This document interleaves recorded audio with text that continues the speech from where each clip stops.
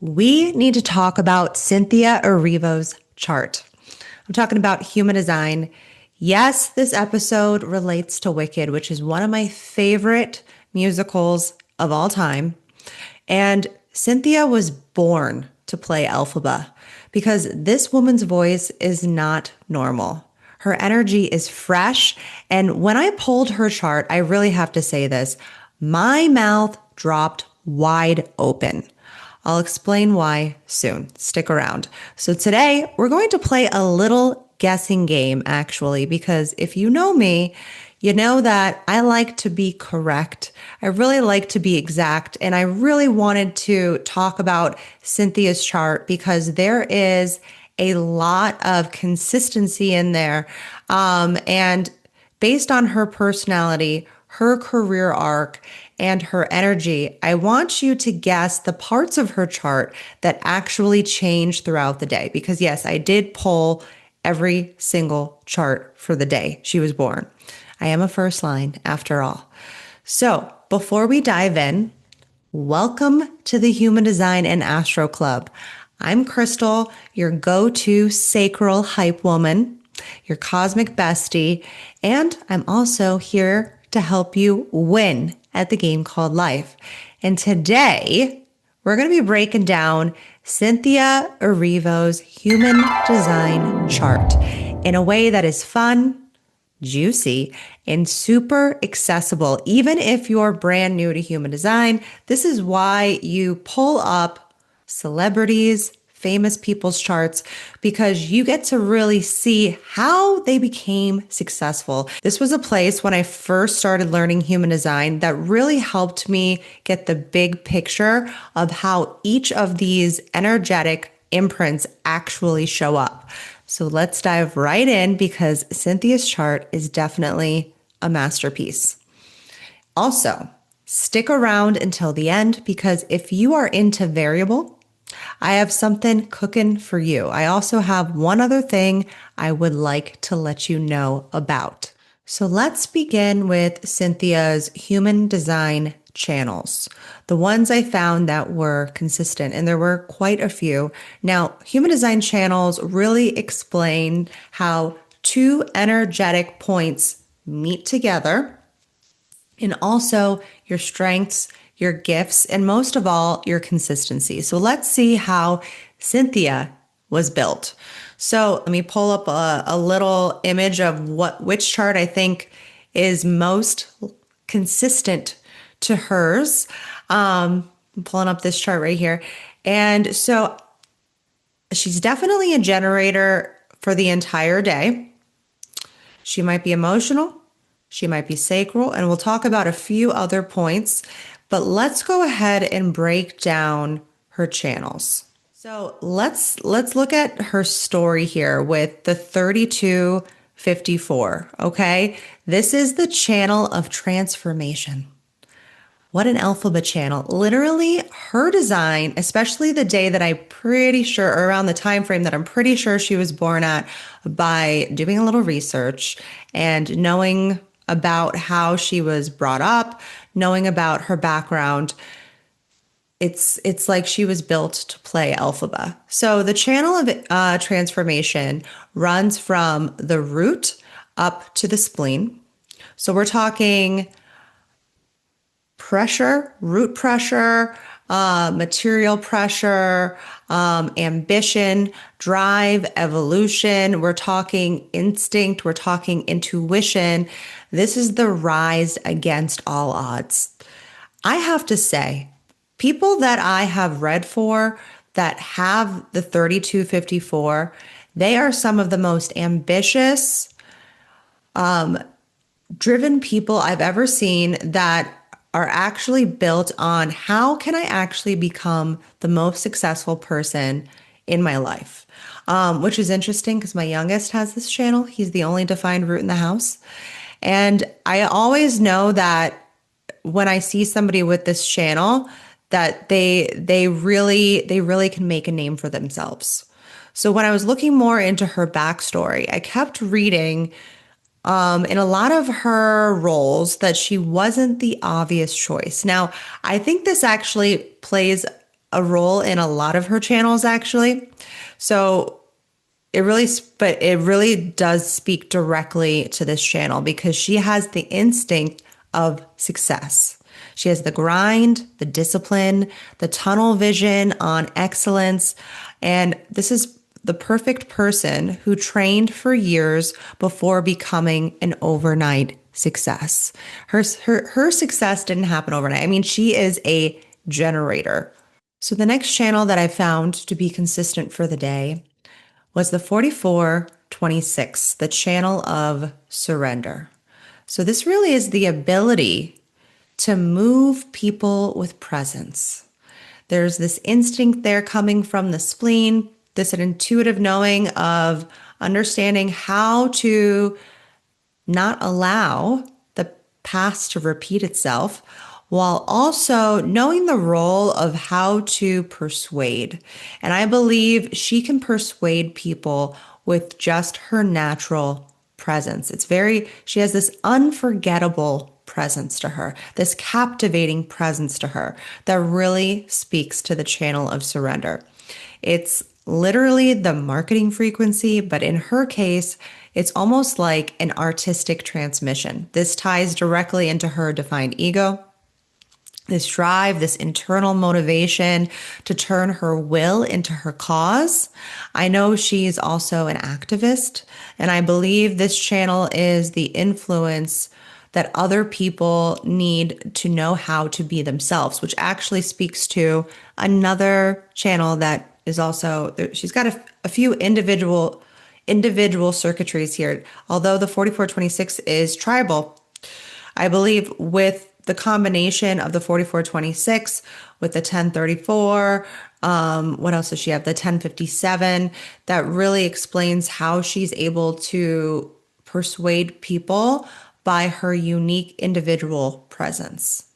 So with also being a defined ego, her success was not an accident. I have to say that her success was not an accident.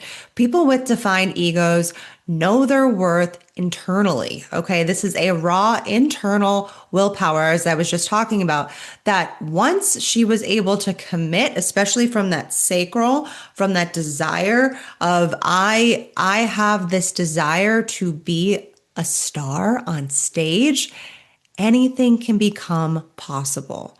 And there's a lot of possibility that we're about to get to in her chart as well. So performances that require heart, bravery, grit, she embodies all of that with her defined will. So this also relates to, with her defined will, her character Harriet, Sally, Elphaba. None of these characters are small. They all hold this big ego, especially Elphaba. I have Elphaba clocked as a defined ego and very, very similar to Cynthia's chart. Like basically, I would say this is her chart. I have gone back and forth with Elphaba on if she is a generator or if she's a manifester, because there's a lot of individuation within Elphaba, obviously, like just looking at her green skin. It can feel very repelling also.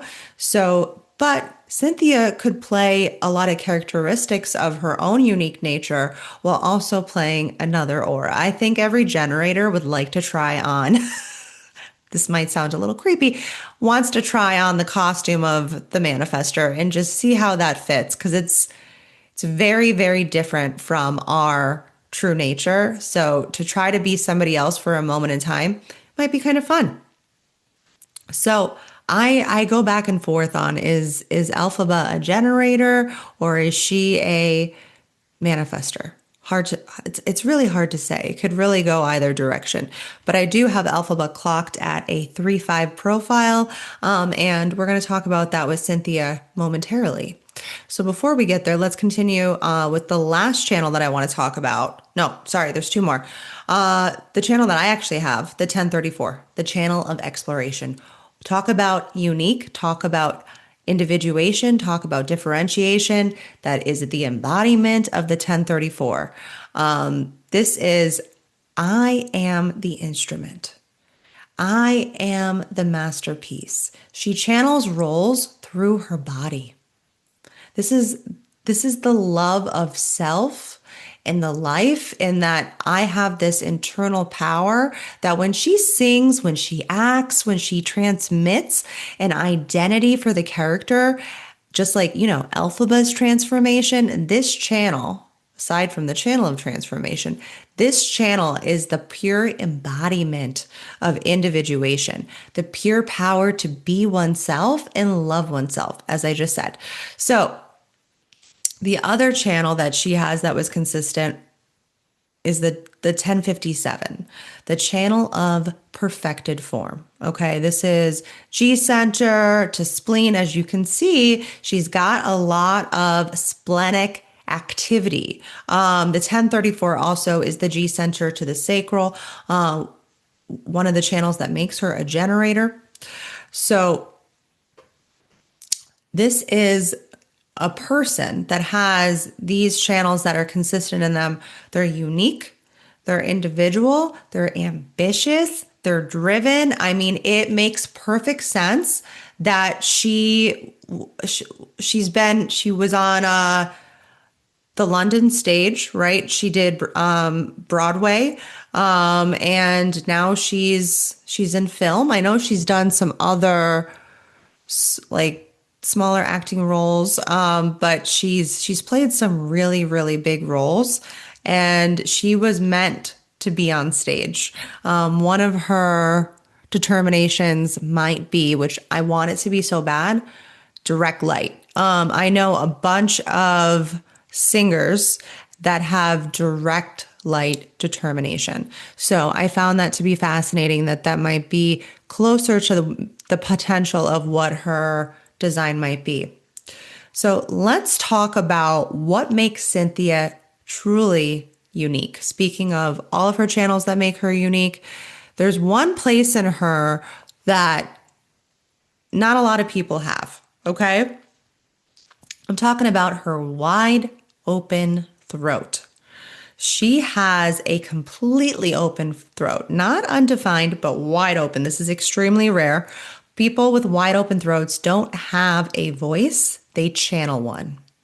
I also have a wide open throat. I've had a lot of shame around my wide open throat, and seeing people like her, like Lady Gaga, like Celine Dion, these people have the ability to channel direct messages through their throat. These are vocal shapeshifters, tone, style, emotion, and also frequency. This is why she can go from a delicate vibrato to a powerhouse belt, just like Celine Dion and Lady Gaga. It's not just talent, it's design. She becomes whatever sound needs to come through her. I used to actually sing as a kid. I did singing, dancing, and acting. Surprise, surprise. And, I feel like I'm in good company. So the reason her performances feel almost spiritual, like seriously, they feel almost spiritual, is because her open throat speaks from an environment. This is the mirror to our expression if you have a wide open throat, not the ego. She expresses the collective voice. Cynthia's voice feels like an emotional transmission. And this speaks to why. And also one other potential place. There's a few potentials. We're going to talk about them momentarily. So, two variables that did not change throughout the day. You're mostly going to find determination and motivation, which do have a configuration that travels together. Those can change often throughout the day, but for Cynthia especially, her environment stayed the same and her view, her perspective stayed the same. And so I want to talk about those two places because I found this to be really fascinating. And so let's talk about her environment first. So she is Cave's environment. She's blending caves environment. So she's right body, she's receptive, which I think really speaks to how she moves and flows on a stage. And so she needs safety, control, and privacy, which also speaks to her astrology because she is a Capricorn. So I feel like there's a nice harmony here with being a Capricorn and being Cave's environment. There's this deep need for control in self in the environment that she's in. So she performs big, but she regenerates in solitude. She seems like someone that like she goes out in the public or she goes out and does her craft. And then she really needs to have this cozy, safe home. Like she needs to have safe spaces with her people. I feel like Ariana Grande is almost her cave. Like you see how close they are together. I don't want to talk about too much about their dynamic right now because I find it to be a little confusing, if I could be honest. I really see how Cynthia really sees Ariana as a safe person. And I think that's really important for Caves people. So I really appreciate that she honors that place in her with that. She is also somebody that needs the right room, the right acoustics, the right vibe to thrive in as Cave's environment. And it's interesting because I feel like a lot of her performances are really the push pull between Cave's environment and her transferred environment, which would be Mountain's environment. And so it's almost like the stage in a lot of ways when she's on, like, I can see how being on stage and acting, like being on Broadway, really brought her entire being out because you could really clock the stage, the theater, as a cave, right? Because she knows the ways of getting in and out. They always say when I used to do acting as a kid, don't ever turn your back to the audience, right? And that's a very Caves thing to do. Don't turn your back to people. Don't make sure that you're facing when you're going out to eat, for example. We always talk about this with human design, that make sure your back can be against the wall or you can see the entryway and the exit, right? And so with the stage, you always know where to exit and where to enter to. And so I feel like that is her grand cave in a lot of ways. Now, I feel like acting in like a movie, like I feel like that's a little bit out of her comfort zone. I could see that with a lot of the way she spoke about her experience. And it's interesting because to me, that almost feels a little mountain-esque. I always like to say, use your transferred environment as your dump zone. It's really a place to empty out. It's really a place that you can allow yourself to release. And I feel like in the movie, especially with Wicked, she really was able to like let it all out. She like released every open center in her body as she played Elphaba. I mean, Elphaba literally is in the sky. I cannot wait for Wicked Part 2 to see her flying through the air.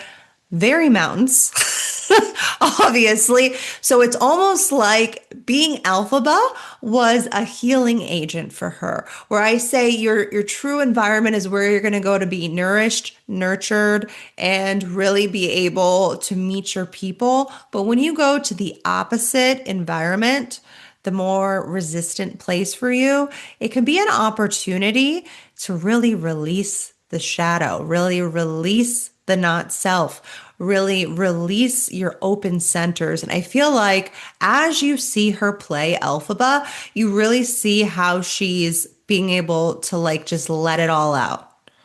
And so I find that to be actually quite fascinating myself.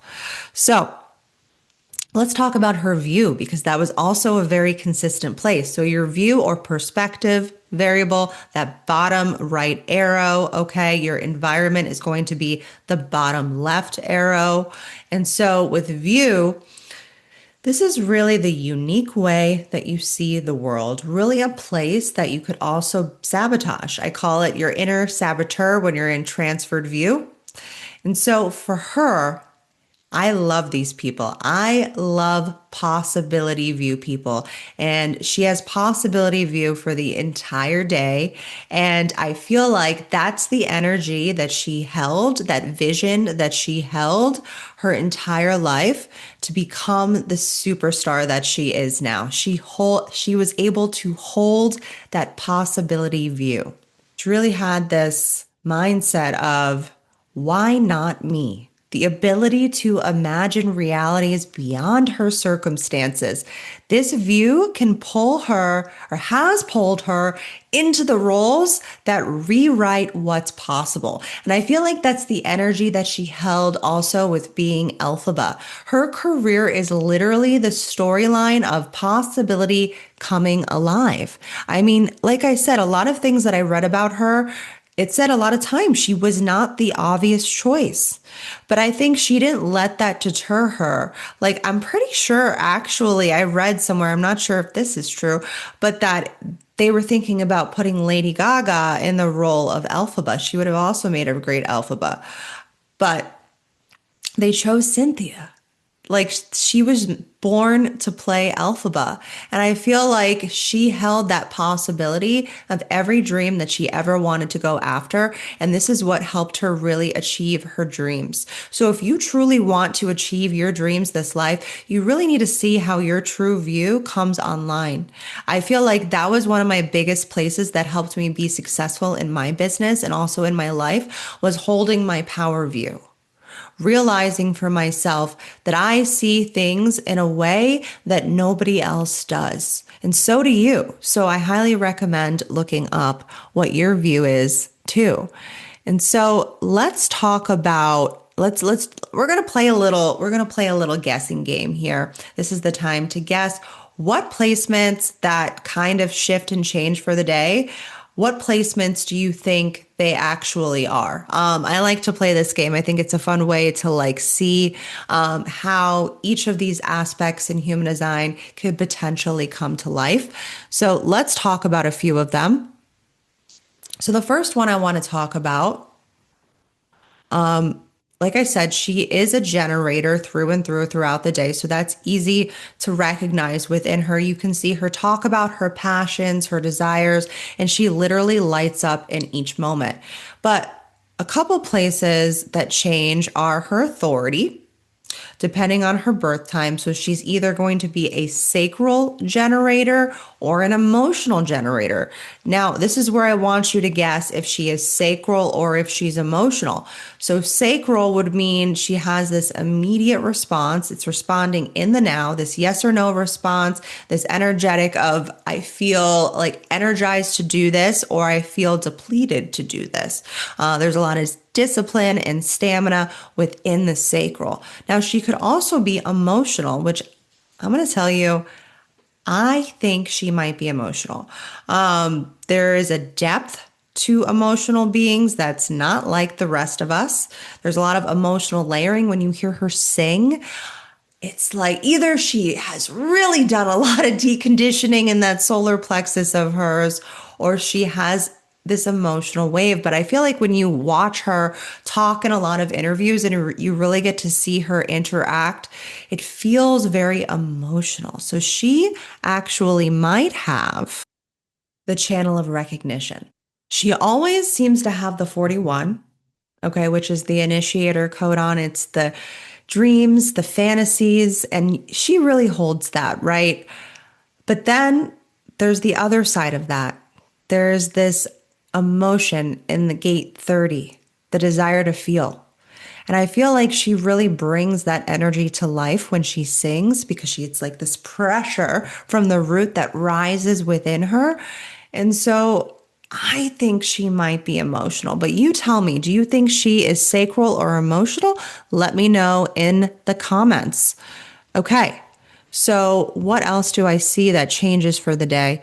So she might be a 3-5 profile. I really believe she's that. There's a song that I love that by her that she sings that I believe is called Replay. And so she's always talking about needing to help people in that song, and how she has to save others, which she also could potentially be guilt motivation as well, which is also very fifth line. And she talks about being messy a lot. And I feel like that's obviously very third line. I Elphaba feels like a 3-5 profile. And when I saw that that was like the biggest potential of the day that she has 3-5, I was like, okay, probably her. She also might be a 3-6 profile. There's a possibility there for that one too, but I don't know. I really do think she's a 3-5, but you tell me, do you think she's a 3-5 or a 3-6 profile? So those are the two places that I kind of want to get your feelers out there. Let me know what you think she is. Is she emotional, sacral, 3-5, 3-6?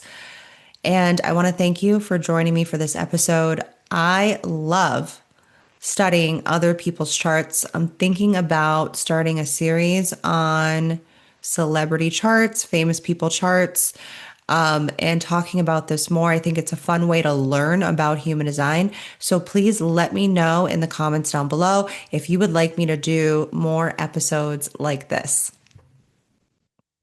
And before you go, I want to talk about variable for a moment. So if variables are your thing or you're curious about variables, then I want to let you know that I am in the process of cooking up some variable reports. So these are going to be customized reports on your personal variables. And if you want to jump on the wait list for that, I'm going to put that in the description down below, or you can go to humandesignastro.com and get on my variable wait list. Also, for the month of December, I actually have 2 spots left. I only have 2 spots. If you would like to get a personal reading, I'm going to drop my Calendly link down below if you would like to get a reading with me. And if you have any questions on anything else that I do, you can also email me at hello@humandesignastro.com. I want to thank you so much for joining me. Please let me know if you've also seen Wicked Part 2 or when you go see it. You can drop it in the comments down below, or you can also DM me over on Instagram. I am Journey Through HD on Instagram, and I would love to talk to you, especially if you are a Wicked fan. Till next time, I hope you have a great day, and I will see you later. Bye.